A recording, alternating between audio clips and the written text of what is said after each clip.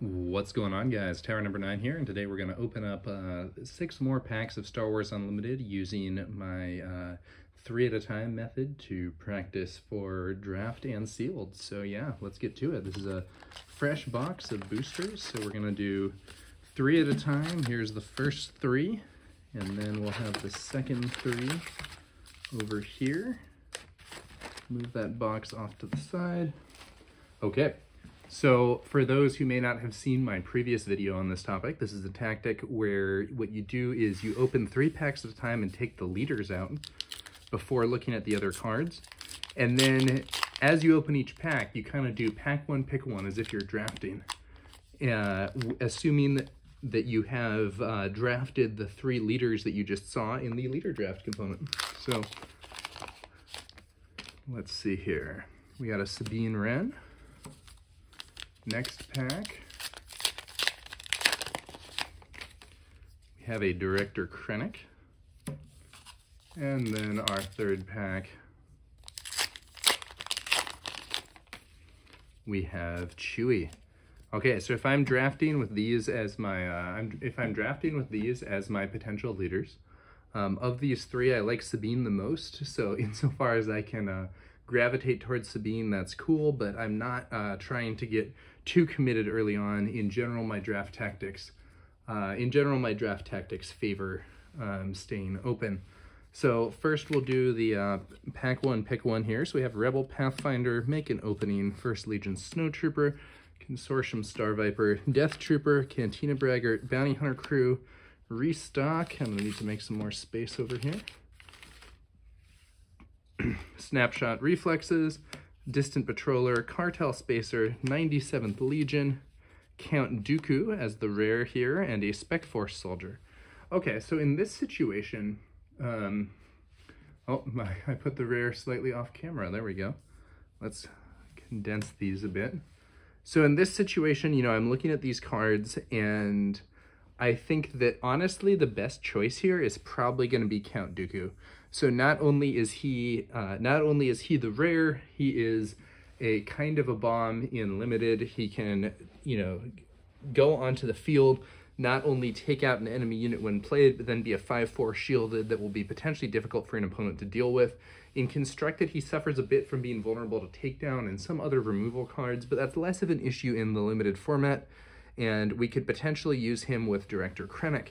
Now, it is a little committed to select a card like that, but looking at these other cards, I'm not seeing anything that's a really excellent option in terms of staying open. The best neutral cards here are probably the Snapshot Reflexes and the Consortium Star Viper, maybe Make an Opening as well. Make an Opening is honestly a pretty solid card, but Make an Opening is in aspect for Chewie and Krennic, but insofar as we go Rebels, I would honestly probably rather be doing Sabine instead of Chewie.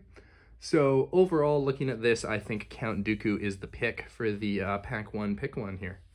Okay, so now we're going to put all these cards off to the side, and we are going to go ahead and do a new, the second pack here, pack 1, pick 1.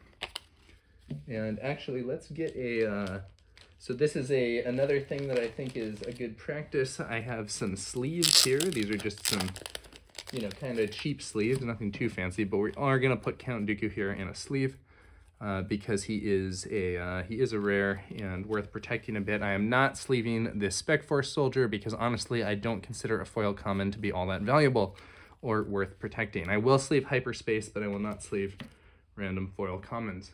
Okay, so now we're on to pack 2 of the first group of 3. So we have the base here, Chopper Base, Spec Force Soldier, Steadfast Battalion, Vigilant Honor Guards, Jedha Agitator, Snow Speeder, Gladiator Star Destroyer, Confiscate, Swoop Racer, Cell Block Guard, 5th Brother.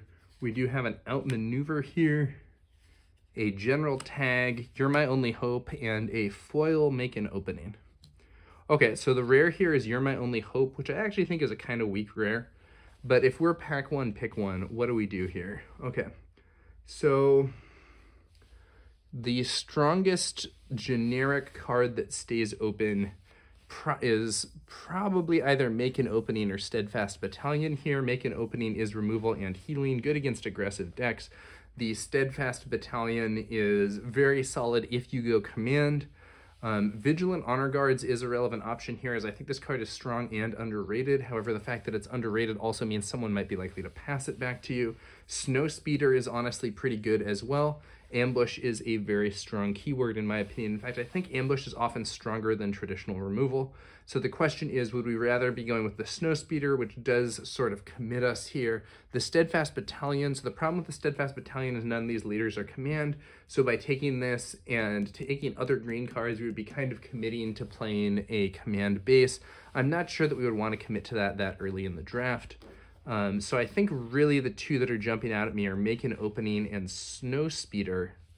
Of those two, well, I think I would probably lean, well, it's actually a very tough call between Make an Opening and Snowspeeder. I think we would lean towards Make an Opening just because it does go in the Krennic deck if we end up wanting to go Villainy. And this is also a situation where in a real draft, being able to see what leaders the players drafting near us were playing would actually be really helpful, because it would allow us to know, you know, like if the guy next to me is all Villainy, there's a higher chance that I'll want to draft Heroism.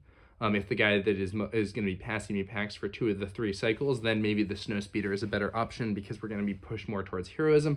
But if it's more indistinct, the Make an Opening is more flexible.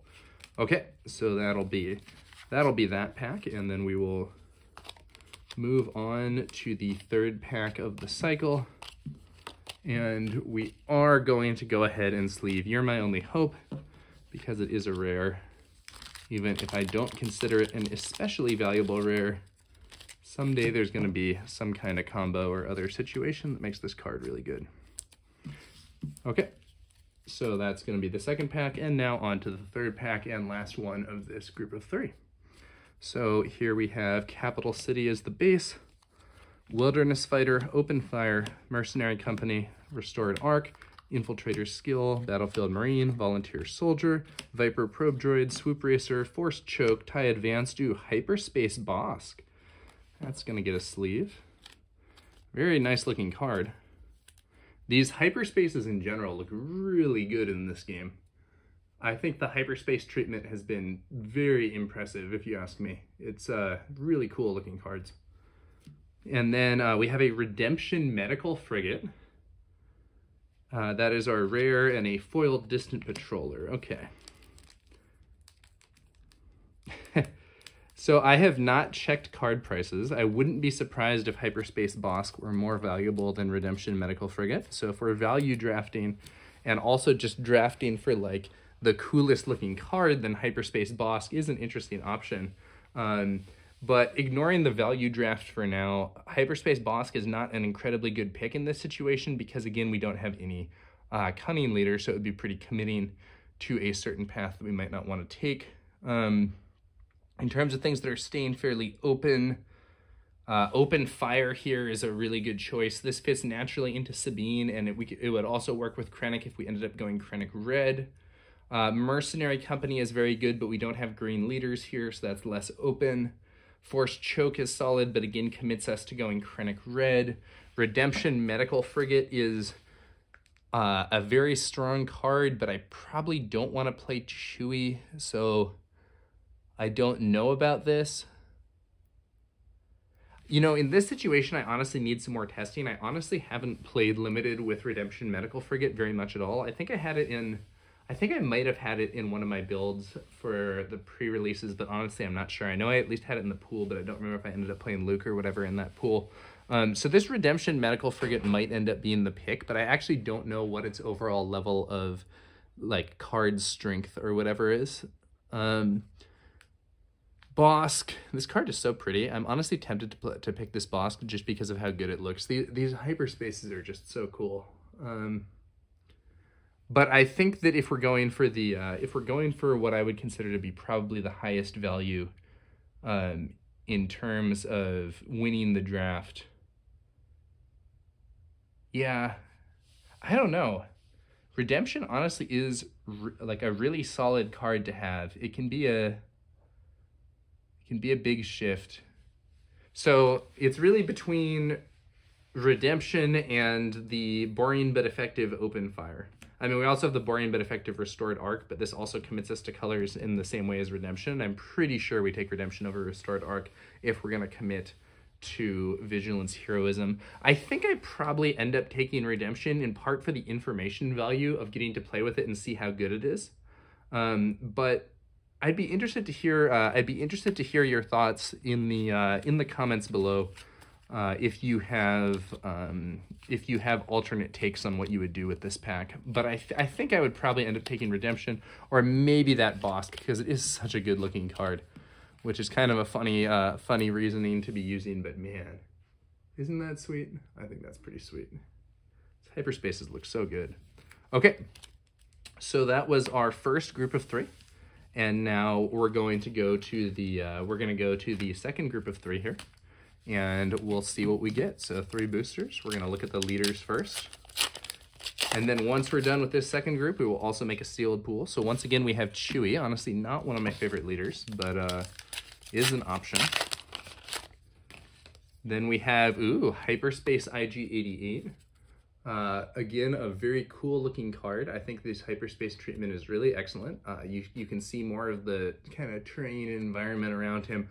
Honestly, kind of a cyberpunk feel with this art, with the sort of bright sign around there and walking through the streets at night. But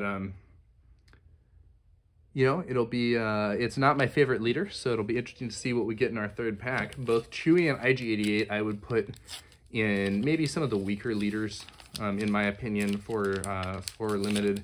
I'll probably make a tier list video or something with more thoughts on that later.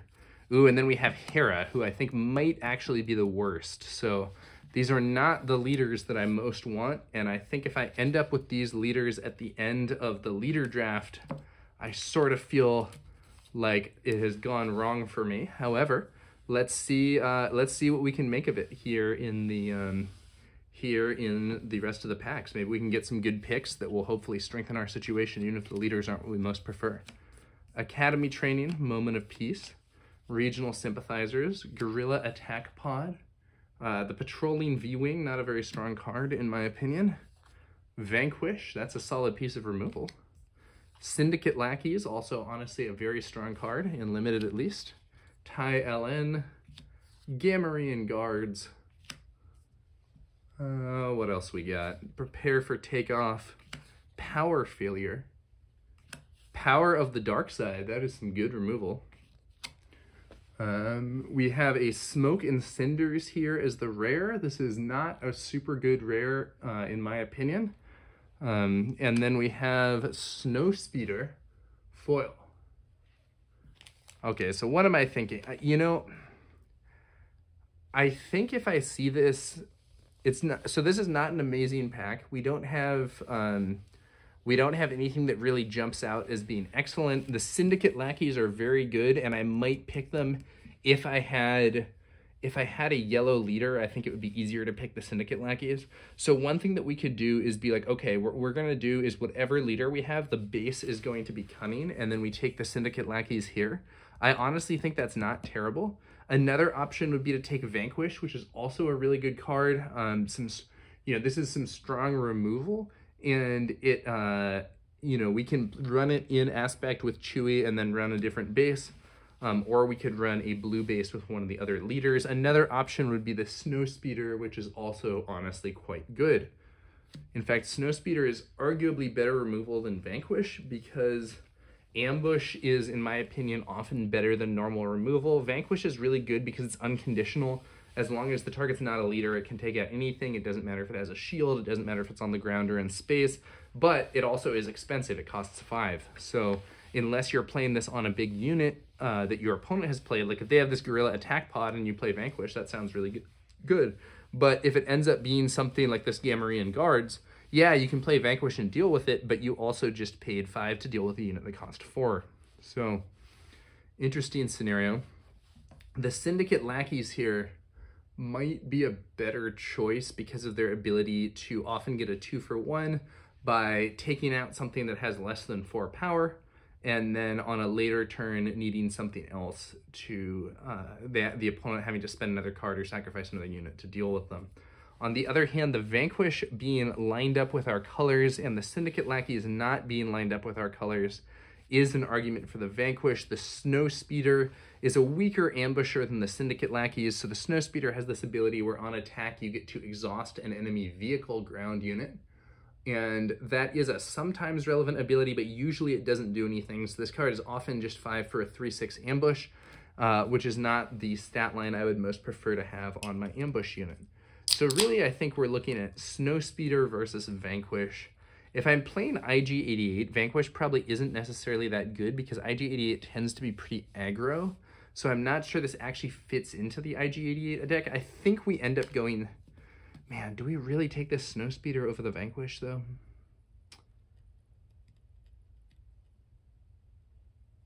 The Vanquish is a really good insurance policy if the opponent has some very expensive unit. We could play it in Chewy, who kind of wants to go to late game. It's right now, I'm really between these two. I think maybe we end up going with the Vanquish, but I'd be interested to see your comments and whether or not you agree. So let's say that's the pick, and we're going to move on to the second pack of this group of 3. And we are going to grab a sleeve for Smoke and Cinders, even though I don't think it's that good. It can potentially generate a lot of discards. So if there's like some future card that's like every time a card is discarded, do X, this card could suddenly become an amazing combo piece. But at least right now, I don't think this effect is necessarily all that strong, though it can potentially, you know, if you've been playing more cards or resourcing more cards or whatever than your opponent, or your opponent's been drawing a lot and they have a bunch of cards in hand, it can definitely hit them harder than it hits you, but it's just, paying 5 for this is, you know, probably your whole turn or most of your turn, even relatively late in the game, and in some situations it just doesn't really do very much. But if we do see some combo card where for every card that just gets discarded, it does something, this card could suddenly become excellent. Okay, so we're going to go ahead and put this pack to the side, move on to our second pack of this group, not our third pack. So Resilient, the classic Death Star Stormtrooper, Escort Skiff, that's a quite good card for a green deck, Scout Bike Pursuer, Ardent Sympathizer, ISB Agent, nice small unit with a bit of removal if you have some events in your build, Corellian Freighter, Waylay. We have a very cool looking Hyperspace Jedha Agitator. I don't like this card very much in game, but like mini cards, it is very pretty in hyperspace where you see more of the background, more of the difference between the shadow and light area. Very cool looking card. We are gonna put that in a sleeve because it is a hyperspace, which I, for one, have been really appreciating. I think these hyperspace cards look great. Then we're going to get Zeb Aurelius. And he's definitely something that might synergize well with Hera, especially if we had an ECL, but it's unlikely we'll have an ECL. We have a Protector here. Unfortunately, this is a double aspect card, and thus usually not very good in limited. Chewy, good old Chewy. I say good old Chewy, but I'm not actually all that fond of this card. I think like in the right situation, this card's amazing, but I feel like my opponents almost always have ways out. Strafing Gunship, that's very solid. And, ooh, Hyperspace Foil Del Miko. Very cool. Very cool card. So we will put that in a sleeve for sure, as well as putting the Strafing Gunship in a sleeve. Some very cool cards in this pack.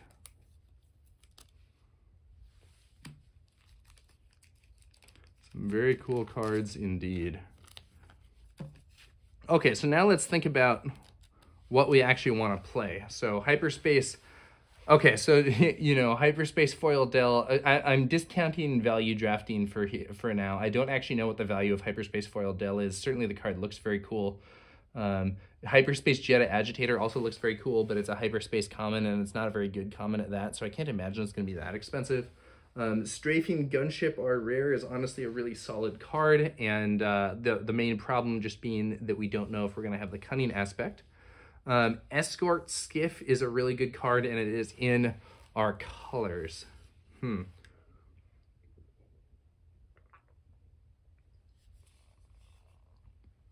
What do we do here? What do we do here? I think with this setup, we could take Zeb, and Zeb does work with Hera. I would probably actually rather run Chewie than Hera, though. So picking these cards that are kind of Hera in particular doesn't feel great to me.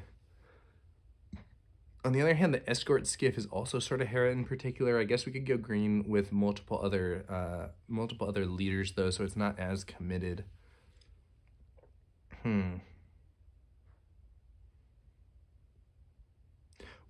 think we do end up taking the Escort Skiff, and one other benefit of this that might not be apparent at first glance is that taking this Escort Skiff actually sends a signal that green might not be open to the next players.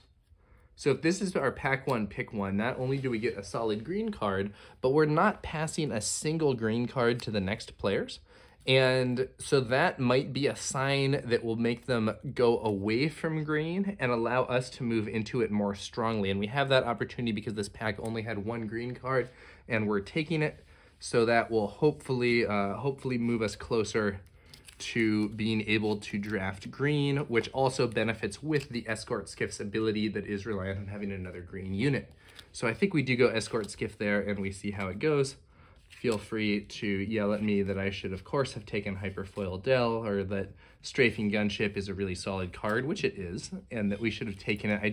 I don't love the Strafing Gunship just because we don't have Cunning. If we had a Cunning leader, like if we had Jin, I think this would probably be the pick. But as it stands, I don't know. Okay, so then our last pack of this group of 3 and of the overall group of 6. Let's hope it's a good one. We got an Occupier Siege Tank, Echo Base Defender, that's a very good card, Guardian of the Wills, Partisan Insurgent, Fleet Lieutenant, very solid, Tactical Advantage, Auzatuk Liberator Gunship, honestly a quite solid card if we had Cunning Heroism. Underworld Thug, this card is not flashy but can go into any deck. Probably not pack one, pick one material, but honestly something that I'm not too unhappy to see later on in the pack or in a sealed format. Crafty Smuggler, very solid card if you are playing Cunning, 2/2 shielded, nice opening play. General Dodonna is a very solid card in a deck with a bunch of rebels. Him and the Fleet Lieutenant are doing similar things. Bib Fortuna, Jabba's Major Domo. Oh man, check this. Hyperspace Boba Fett Disintegrator. What a card. Very, very cool looking and also a legendary. This is going in a sleeve for sure. We are very happy to see this. And unfortunately, this is going to make the pack one, pick one really boring, because I'm almost positive that the answer is value draft Boba Disintegrator, which is Boba Disintegrator Hyperspace is, I don't know the prices, but I would be surprised if this card was currently selling for less than like $60 or something. So this is value draft land, and yeah, also just a really good looking card, and also a really good card in game. It's not really in our aspects here, but you know, maybe we end up going Cunning with IG-88. We also have a Spark of Rebellion as our rare. This actually is a Spectre card, so it would fit into Hera. We could just play this in a Hera build. And then, ooh, Hyperspace Foil Cloud City Wingar. This was a cool pack. That's a very cool looking card. You can see more of the background with him coming around the corner or whatever here than in the normal art. Really solid. And, you know, I think though with this pack, the choice is clear.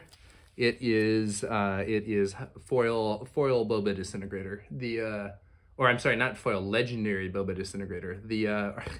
they're all legendary. Hyperspace Boba Disintegrator. There we go. So yeah, Hyperspace Boba Fett Disintegrator, that's the pick for sure. That's a value draft, and it's a strong card. And it looks really good. I am impressed by the quality of these Hyperspace cards. They really look great, and I am quite happy to have pulled this, honestly. So that's gonna do it for that pack. Kind of an obvious choice.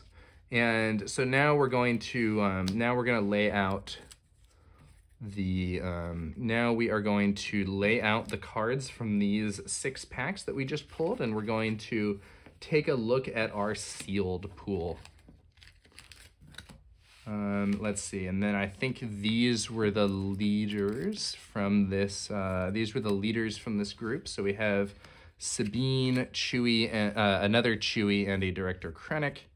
Actually, we'll just stack those 2 copies of Chewie. So these are our leaders. And you know what? Pre-release season is over. You know, you can check out my video recapping my pre-release experience if you're interested in that. But pre-release season is over. Sealed events now are not giving us Boba and are not giving us. I'm sorry, not Boba. Still have this card on my mind. They are not giving us the Luke and Vader from the pre-release kits anymore. So let's say those aren't options, and these are our leaders to choose from.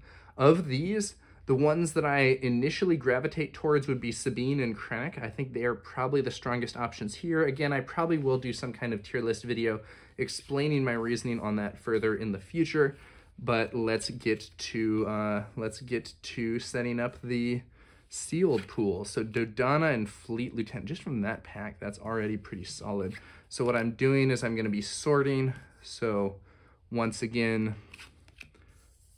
sorting by aspect here with the generic cards in the middle, the light side or heroism cards above, and the villainy cards below. You can kind of see the top of the villainy cards here.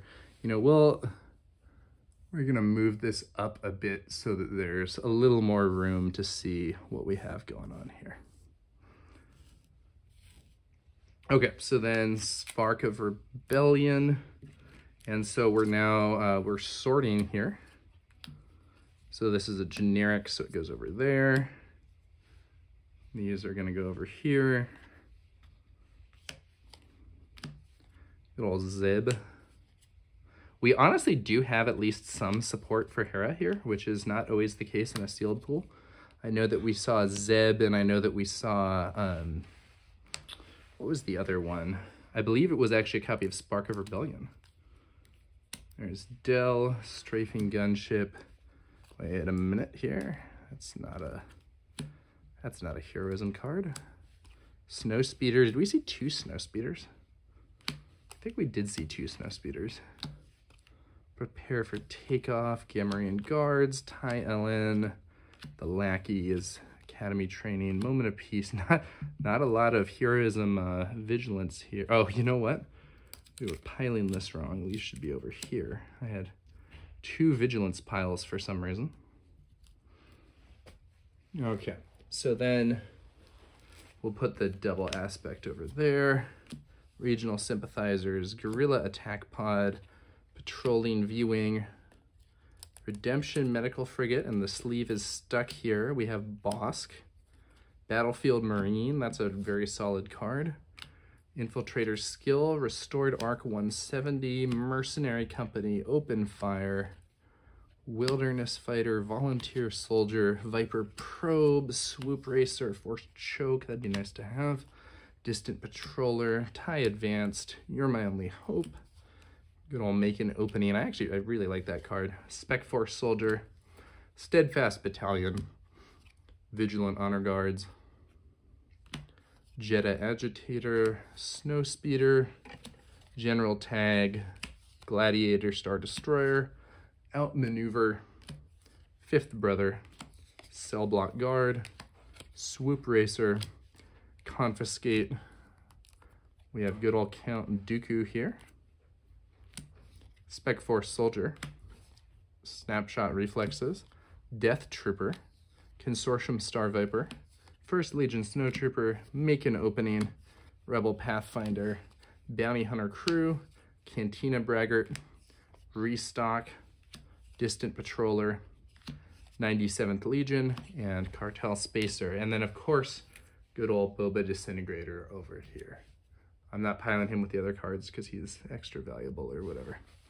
Okay, so let's take a quick look. Let's say, if we're thinking Sabine or Krennic at first, one thing we can do is take a quick inventory of our red pools and our blue pools. So Cantina Braggart's okay, Open Fire's pretty good, Infiltrator Skill's pretty good. Someone commented on one of my previous videos that I was underrating Infiltrator Skill, and I think they were right. This is a very playable card in Limited. Jedha Agitator, not all that good, so we'll maybe set that off to the side. Power Failure, not all that good, really a sideboard card. Smoke and Cinder's pretty bad. Ardent Sympathizers, playable. Jedha Agitator, again, not really that good. Occupier Siege Tank, playable-ish, but not efficient. Partisan Insurgent's pretty good. This is not an amazing red pool. We have like 6 cards here, and several of these are like, oh, this is okay. They're not like things I'm excited to play. We could play the Jedha Agitators too. They're just also not very good. Spec Force Soldier's good, Spec Force Soldier's good, Guerrilla Attack Pod's good, Zeb's good. So we would have that as our red heroism pool, which isn't that exciting to me, to be honest with you, but we would have the upside of a strong general heroism pool with Rebel Pathfinder, 2 Snow Speeders. You're My Only Hope I probably wouldn't play. Regional Sympathizers is bad, but Fleet Lieutenant and Dodonna are good. So that would be relatively strong. If we ended up going blue, we could bring in Restored Arc, Vigilant Honor Guard, and Redemption. Honestly, 3 good cards. Yellow would have Spark of Rebellion, Chewie, and the Liberator Gunship. Honestly, pretty good. Green has Echo, Base Defender, and Battlefield Marine, who are great, but there's only 2 of them.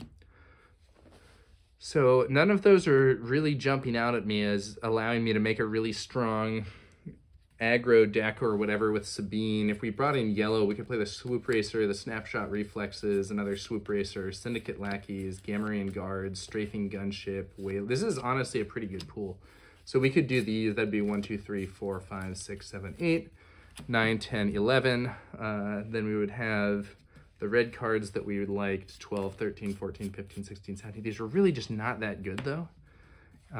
18, 19, 20, 21, 22, 23, 24, 25, 26, 27, 28. But that's with Your My Only Hope, which we probably don't want to play. And then I guess we run the Thug and the Soldier. Yeah, that's not very good. We could run that. So we could run that. It would be a playable kind of jank aggro deck, but I don't think it would be that good. So I'm not immediately gravitating towards this. Let's take a look at our blue pool and see what Krennic would be offering us. So Distant Patroller I don't really like. Making Opening is really good. Making Opening is really good. Distant Patroller I don't really like. Wilderness Fighter is solid. Cloud City Wingard is solid. Moment of Peace is solid. Vanquish is quite good. Guardian of the Wills I think is pretty weak. Resilient is a playable card. So, okay, if we say these 3 are more marginal, we could run Distant Patroller also. It's not totally unplayable, but it's not a card that I'm excited to run. I am excited about these. I mean, I'm not like thrilled about some of these, the like mid-cost guys, but they're solid players in Limited. So 3, 4, 5, 6, 7. Then we do actually have some good stuff here. So Death Trooper, Count Dooku, Del Meeko, Power of the... This is really good stuff for a... This is really good stuff for a Krennic deck. Actually, all these cards are like pretty scary potentially for Krennic. Death Trooper synergizes really well with Krennic. When played, deal 2 damage to a friendly ground unit and 2 damage to an enemy ground unit. Krennic mitigates this card's downside by buffing your damaged unit, so it can actually turn that downside into an upside. Count Dooku, just very solid high end. Del Meeko can be really disruptive to the opponent. Power of the Dark Side is very strong removal. Sometimes you just kill your opponent's leader. Scoutbag Pursuer also works great with Krennic's ability. So these are really solid. So if we, man, that does incline me towards playing Krennic. So if we played these 5, then make an opening 6, 7, 8, 9, 10, 11, 12. So we would have 12 blues, and then we would have 13, 14, 15, 16. All of these are playable, so that'd be 16 cards. Honestly, not a bad start. And the question is, what do we bring in? And immediately my thoughts are going to be going to Cunning, because this would allow us to play that beautiful hyperspace Boba Fett, as well as our hyperspace Bosk. So we have some fancy and powerful bounty hunters in this setup, but also they're like, it's not just about them being hyperspace, they're also really good cards. We can bring in the Cartel Spacer, the Bounty Hunter Crew, ISB Agent, Bib, all very playable cards. That'd be another 5, 6, and then 7, 8, 9, 10, 11, 12, 13, 14, maybe not the outmaneuver, but honestly, this is looking really solid. So I'm thinking, you know, let's take a look at green also. You know, green is often strong, but what green is providing here is not as exciting to me as what Cunning is providing. So I'm really leaning heavily towards a Director Krennic Cunning build. We already looked at this stuff and the generics just didn't seem that good, even though we do have some good aggression villainy. So let's move this stuff off to the side. And one step that I do like to do, I didn't do this in the previous video where I was demonstrating this format for time reasons, but I think we'll do it this time. One thing that I do enjoy doing with these videos is, or I'm sorry, not with the videos necessarily, but just when I'm making a sealed pool, is I want to take my deck and spread it out by cost curve in order to make sure that it is, it has a playable cost curve. So let's move these other leaders off. Let's say we're going to be doing Krennic, Director Krennic, and we're going to be bringing in Cunning. So we're going to be moving these cards from other aspects off. And keeping these generics here because I might use them. Okay, good old Boba Disintegrator. Let's see what this pool ends up looking like. So when I do this, what I like to do is making piles by cost, and then also separating units and non-units, because those are, in my opinion, kind of different sorts of things, and it's important to have both. We're gonna leave Boba Disintegrator to be the top of the pile just because he looks so nice on camera. I don't know that we want to run this outmaneuver, so this is an interesting card. Choose an arena under space, exhaust each unit in that arena. It's really good when you have one of those situations where you and your opponent are each racing in one lane, but that doesn't always happen here, and we'll set it off to the side.